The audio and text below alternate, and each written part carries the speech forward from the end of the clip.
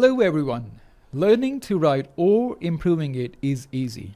And in this video, I'm going to show you how you can do that. It's an important and crucial skill in your academic as well as professional life.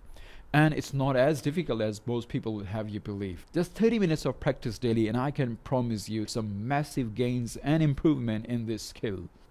First things first, in speaking, you communicate your ideas through sounds, orally. But in writing, you'll be doing the same thing, exactly the same thing, in written symbols. So that's the only difference.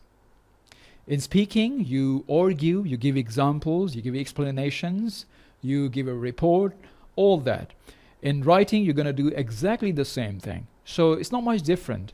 The only difference is that the writer requires a slightly different process. And if you discover that and you follow these steps, you are going to be a great writer without a problem. So what is that process? Tip number 1, always do pre-writing activities before you start writing. The most important skill to improve your writing is doing pre-writing activities. I'm going to stress on this tip so much. I'm going to give lots of time to this because this is the most crucial and the most important one. What is the meaning of pre-writing activities? It means that you think of the ideas that you want to include in your writing. Write down a list of those ideas and think of the main points and the explanations and the examples that you would be including. Once you have done that, and then start writing. Pre-writing activities means that gathering the ideas, making a plan of the writing, what would be your first paragraph, what would be your details, how you would give the examples, how you give sequencing to your ideas. But why is it necessary? Why is it worth all the time? Many students would just directly like to get started with the writing instead of wasting their time in thinking of the ideas. I know many students would hate to do this. They would say, why not to directly start writing instead of wasting time in thinking about these ideas? But tell you what, those students who are new, they hit mental blocks and they're not able to expand their ideas. Even if sometimes you discover a good point, but you're not able to expand it, and you sometimes in the middle of the writing think what to do next, where to go next.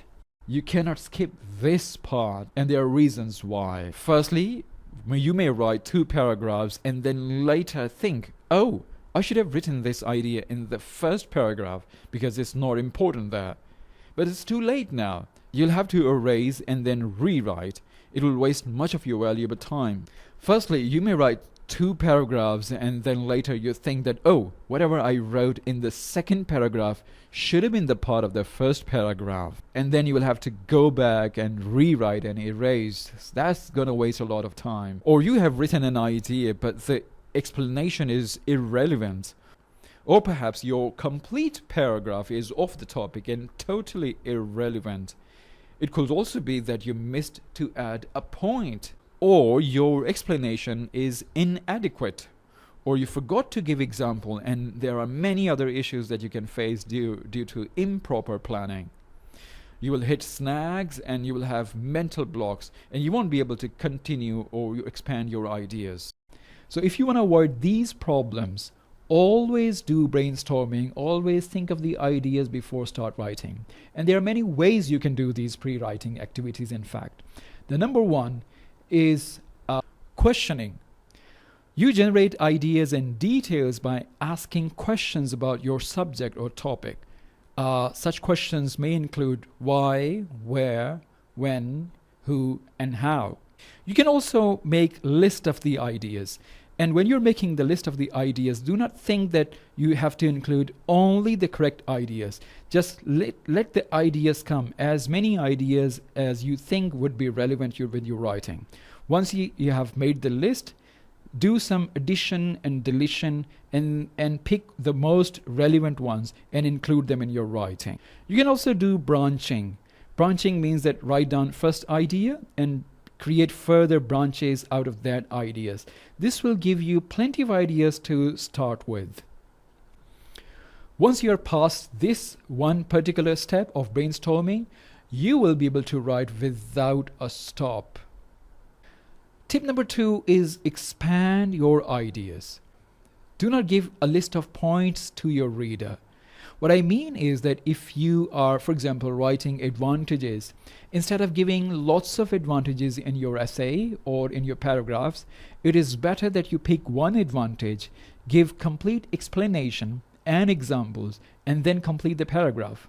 Or if you're giving causes of something, instead of writing so many causes, pick one cause and explain that how that cause is a cause.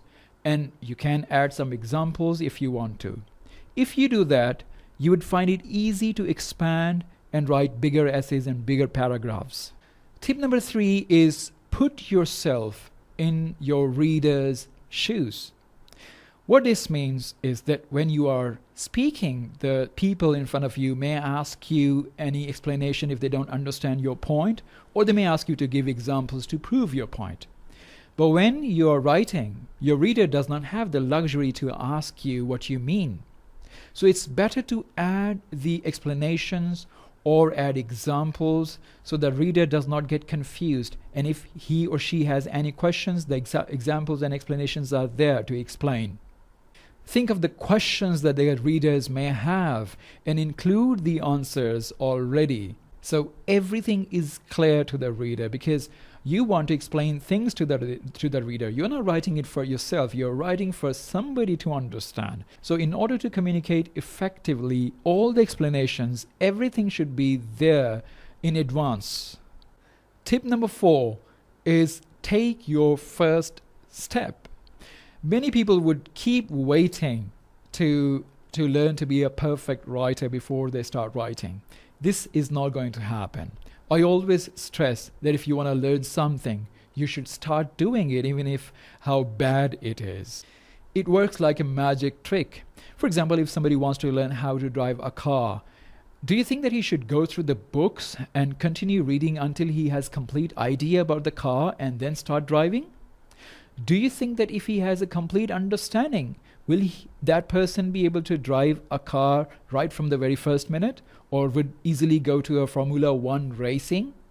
Or perhaps there is a person who wants to be a chef, a great cook. Should he go through all the cookery books and watch the cookery programs, and right after that he will become a master chef? No. Every person has to start from somewhere, and writing is no exception. Take a piece of paper and pen, get started and start writing, and things will start improving by itself. Don't wait for any perfect day to start writing with. I would recommend that you start writing from smaller texts. Write down 1 sentence and 2 sentences and 1 paragraph. Another great way to get started is writing journals. At the end of the evening, instead of scrolling through your social media endlessly, it is better to do something productive and take a piece of paper and write about your day. What did you do during the day? What things you learned? What things you observed? This journal can serve as a continuing source of ideas for writing. So writing has to be started if you want to be a good writer. The next tip is to write in simple vocabulary.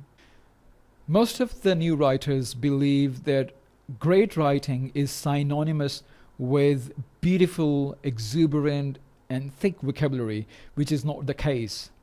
Your writing should be clear. Your purpose should be clear communication of the ideas. Do you think when you're speaking, your purpose is to impress your listener with your beautiful vocabulary, or you want to impress the other people with your ideas? You want to convey a message. Message is important, not the great vocabulary. And tell you what, when you're lost in your great vocabulary, you're not able to communicate your ideas in an effective way. So change your view of writing. The purpose of writing is not to show off your language. The purpose is to communicate your ideas in a way that the other people find them easy to understand. Plus, if you are saying something in a language that's too difficult to understand, it's all flying over the heads of the reader, and the very basic purpose of communication is lost. So keep your focus on simplicity, clarity, because the basic purpose of the writing is to communicate. It's your language which must follow your ideas and not the other way around. If you're thinking of the words first and then thinking of the ideas later, this is not going to be a great piece of writing. It's just full of words, and I have seen that those people who write for great words the readers usually lose interest in their writing. So your best bet is keep things simple, clear, and communicative. The next thing is be yourself. Wake up a writer in yourself. Instead of copying the ideas from here and there, find inspirations from your own life. Do observations, make lots of observations. Think around you, think about your people around you, think about the events happening around you, and take examples from there and include them in your writing. Because if you're copying ideas from other people, you would never be able to be a creative, independent writer. All great writers are creative writers. They are not copiers. Your personality must be reflected in your writing. And once you start doing this, you would find your writing more personal and you would be proud of them. Although all your life you have been thinking of copying other people's ideas and putting them on the paper. So you might think that creating your own ideas might be very difficult. But actually, thinking of your own ideas is easier.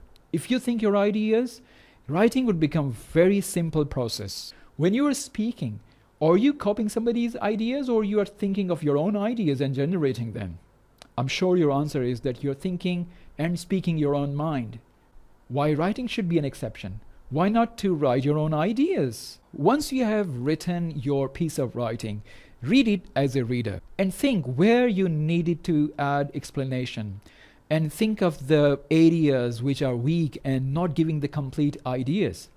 And as a reader, where are you finding things confusing? So next time, try to add explanations at that point. So once you start reading your writing as a reader, you would find the issues and the problems and the weaknesses in a much easier way. You would be able to identify your weak areas and weak points. And next time you're writing, keep those weak areas in your mind and give some extra attention there. Another important thing is to prepare the key phrases. Key phrases means that, for example, if you're writing advantages and disadvantages, think of the words that you can use instead of the advantages. For example, benefits, upsides, plus points, pros and cons. And if you're writing solutions, what words can help you to write solutions? For example, one way to deal with the situation is the problem can be addressed by.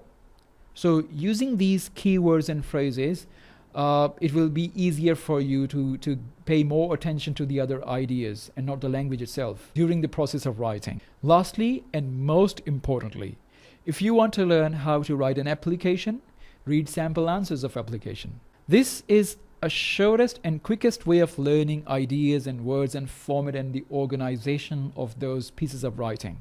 You will quickly be able to learn key phrases and formalities, how to start, how to end, for examples. Sometimes it really helps if you read some samples of that kind. You'll quickly learn their different elements. That's a sure way of having a flying start. Like if you want to learn how to write a report of IELTS writing task 1, read the sample answers written by the examiner. This experience of reading will help you discover many things that you didn't know before. In the end, do not wait tomorrow to start writing. I'm going to give you a question, so write down your answer on this and paste it here as your first piece of writing. The question is, what are the advantages and disadvantages of living in a big city? Think of the ideas, do some pre-writing activities and develop your answers. Once you have written it, you can paste them in the comments below. I'll have a look at it and I'll give you suggestions how you can further improve it. Take care, best of luck, goodbye.